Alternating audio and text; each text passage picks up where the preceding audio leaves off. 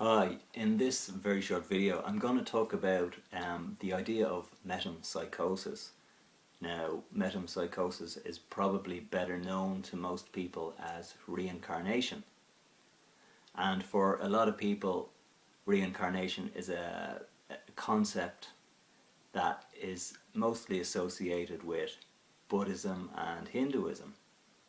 But surprisingly enough, metempsychosis was the main spiritual idea behind the philosophy of the Druids. And for, again, a lot of people, the Druids have become known and associated with an almost Celtic Christian spiritual philosophy. But for the Druids, they were much more shamanistic in terms of their afterlife beliefs, and we'll find out a little bit more about the Druids as well. I think if you ask two experts to define Druids or two experts to define shamanism, you could get two different opinions, and I'm well aware of that. But what we'll go with in this video is the accepted middle ground in relation to both of these loaded concepts, both of these loaded words. When we talk about shamanism, we can talk about various cultures believing in more or less the same core principle, which is like the Egyptian duet, for example, the physical world and its mirror counterpart, the spiritual world. And the shaman would act as messengers or go-betweens to bring back knowledge from the higher spiritual realm to the physical world. Okay? We can go into all kinds of complications and further examinations of what I've just said, but for this short video, let's just go with that term. Druids also, according to people like Anne Ross, who was the author of Pagan Celtic Britain, were tribal priests with shamanistic origins. Okay, so for me, I could say that the shaman were kind of soul operators, and you can use the word soul in two different ways there, but the Druids then would bring this knowledge to the people, and the knowledge, again controversially, would encompass everything from plants to astronomy to health to the spiritual world. Now, say an archaeologist like Miranda Althouse Green, who wrote The Gods of the Celts, she also agreed with this particular definition. Okay. Some early sources of the Druids' shamanistic beliefs come from people like Clement of Alexandria or Cyril of Alexandria as well, and they both said that the Druidic beliefs stemmed from Pythagoreanism. Now, Pythagoras was, for many people, a shaman himself. He was a person who said that the highest form of afterlife consciousness was that of pure contemplation, and this is very it's almost Buddhist in its outlook. But if we look at Stone Age burials, we can find evidence of a belief, a very early belief in reincarnation, in terms of the posture of people being buried. They're buried in a fetal position so as to demonstrate the belief that this person would be born again. It's a womb position, obviously. We know that some types of Celtic belief held that when you die in one world, you are reborn into another, and that's where this stems from. Julius Caesar said that the principal point of the Druidic doctrine was that they believe in the immortality of the soul and its movement from body to body, and after death it moves from one body to another, and this can explain the fearlessness of the Celts in battle, because once a person didn't believe that death was the end, you can see why battle would hold no fear for people. Polyhistor referred to the Druids as philosophers and called the doctrine again the immortality of the soul. And this dualism is exemplified in Plato's work, the Phaedrus, when he talks about the allegory of the chariot. And what he's talking about there is the way the body is trying to control the higher impulses of the soul and drag it down. The chariot is being pulled by a black horse and a white horse, the white horse symbolizing the higher spiritual ideals, the black horse representing all the physical desires and, I wouldn't say the traps, but everything that makes us think of the lower physical world, according to Plato. We can see this dualism suggested again in Freud's idea of the id and the superego. And the whole dualistic idea comes in very strongly when we look at the Gnostic beliefs, which again have some very interesting parallels when we look at shamanism. According to contemporary writers such as John Lamb Lash, whose book here, Not in His Image, is an excellent introduction to Gnosticism, there is no difference between Gnosticism and paganism. In fact, they are the same thing. It's simply that up until 1945, when the Nag Hammadi texts were found, the Nag Hammadi scriptures are here. This is a pretty good edition. It's a revised edition edited by Marvin Mayer. I highly recommend it. Up until we had these texts, our view of Gnosticism was the one that was written by the Christians, and this is like allowing your enemy to write your biography, because the Christians basically burnt every Gnostic text they could find. They burnt a library at Alexandria, they persecuted the Cathars, and basically tried to hide Gnostic teachings. Now, why was this? Basically because the Gnostics believed that, we won't go into this too much, it's kind of departing from the theme of the video, but the Gnostics believed that the Christian God was actually the demiurge and this materialistic world was not the real world. The reason I mention this is just to demonstrate again the idea of dualistic thinking that we've been talking about up until now. So why is it important to note that the Gnostics were around before Christianity? Well, basically because some of the doctrines of the Gnostics were suppressed after 325 AD.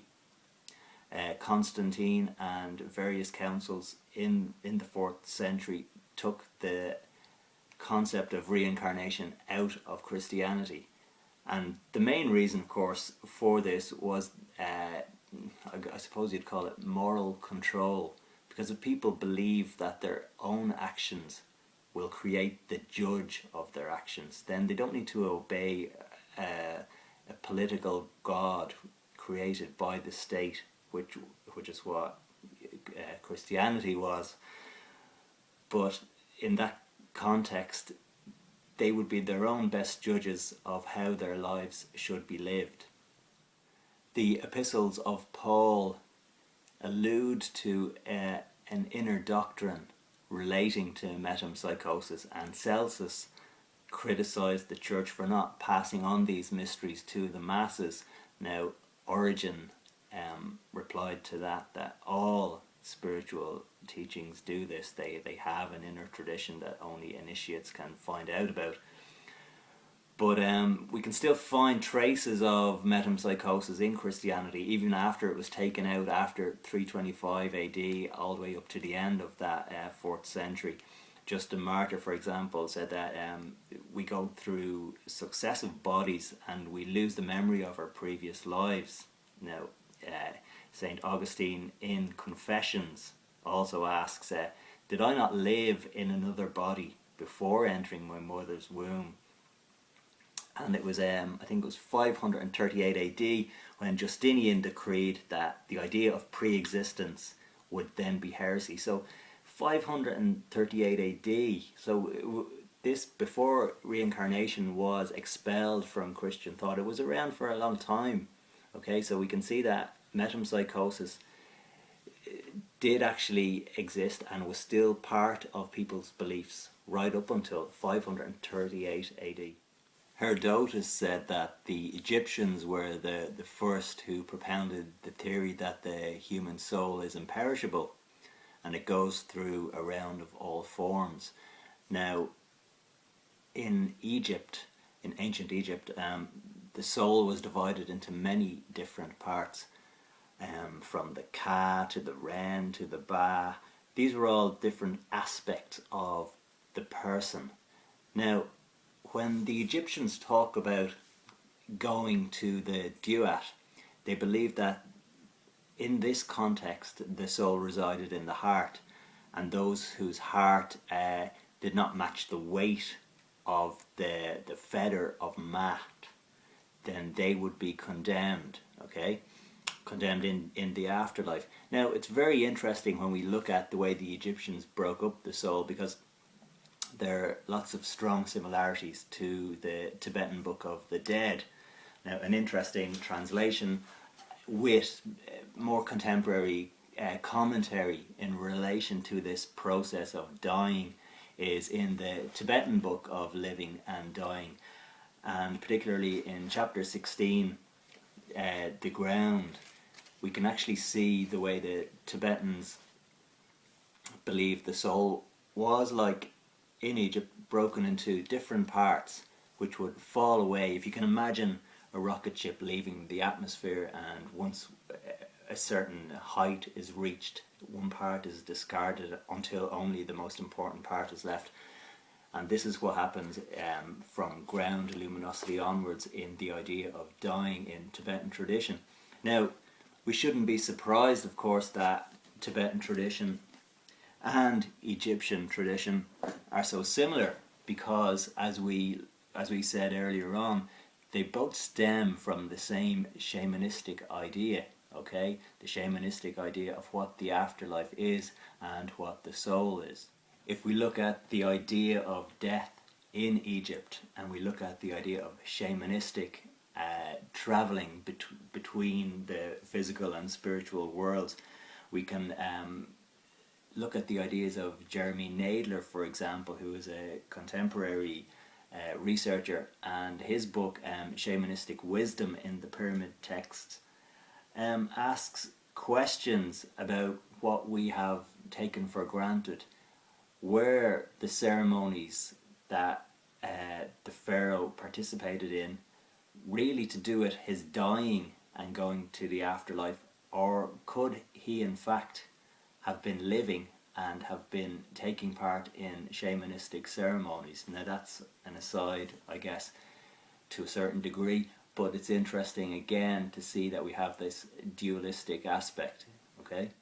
Two other spiritual traditions that also spoke about the soul having various parts were the Persian Magi, who were, again, Druids under a different cultural name, and they said the soul broke into various parts and it went through life reviews, and then it went through life after life until it was able to achieve union with the eternal. And this eternal was always there. It wasn't a point somewhere far off in the future. Bear in mind, for a lot of these thinkers and philosophers, the difference between life and death, like in Buddhism and Hinduism, was simply a matter of transcending physical perception, okay? And when we go into Chinese thought, we see that the Tao is considered primordial reason, or the first fundamental, okay? And again, union with the Tao was enlightenment itself, okay? And the human soul was broken into different parts. And we see that this concept keeps repeating itself. simply because all of these concepts came from the same original source, which was shamanism. Lao Tzu said that to be ignorant of your immortality is to remain in a state of error.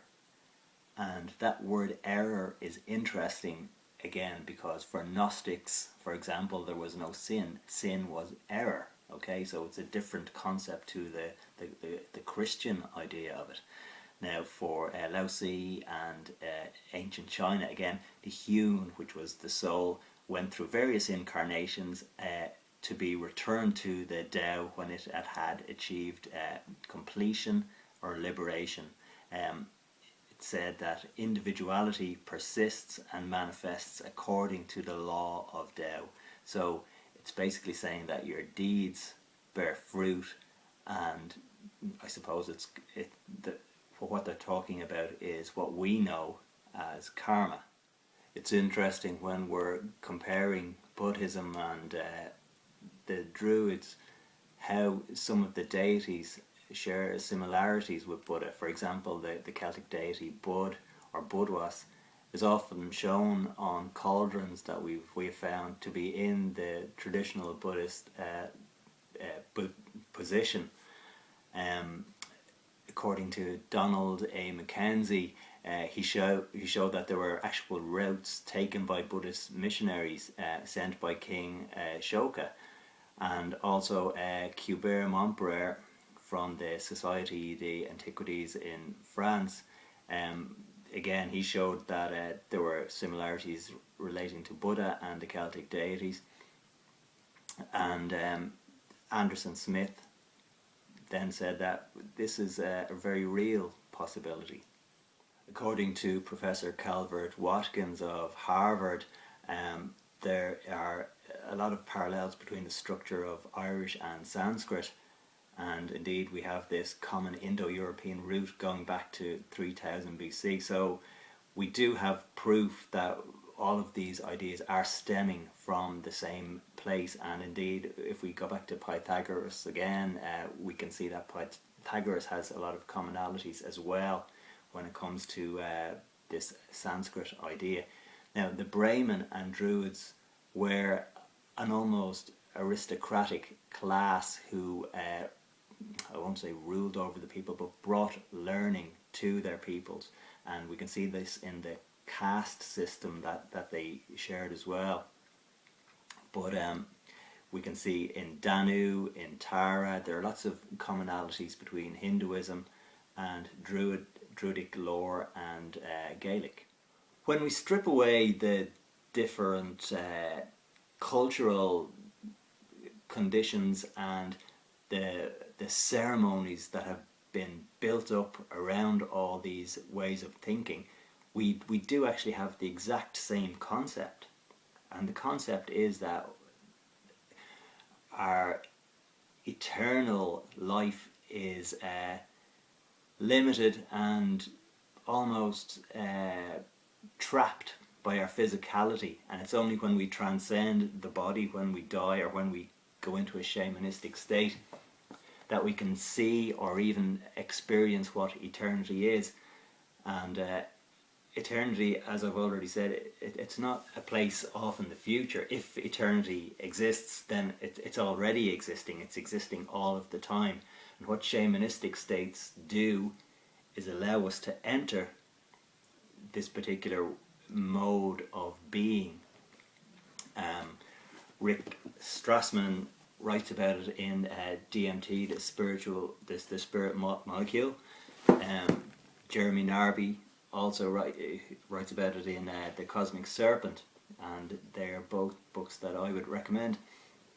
But perhaps the most interesting book in the context of what we're talking about is Michael Talbot's The Holographic Universe, because what he does is he brings the idea of the shamanistic state, or the out-of-body state, which is obviously also related to reincarnation or metempsychosis. He brings it into a contemporary context, and he talks about the nature of a hologram, and how a hologram contains all of the whole within itself. And the language of the ancients and the shaman, when they're trying to explain where they've been or where we're going to, is very much based on their idea of what we now know to be a hologram, because holograms didn't exist back then.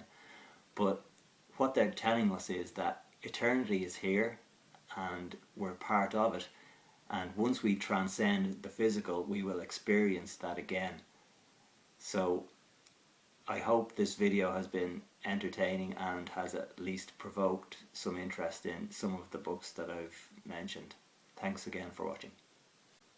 But surprisingly enough, metempsychosis was the main spiritual idea behind the philosophy of the Druids.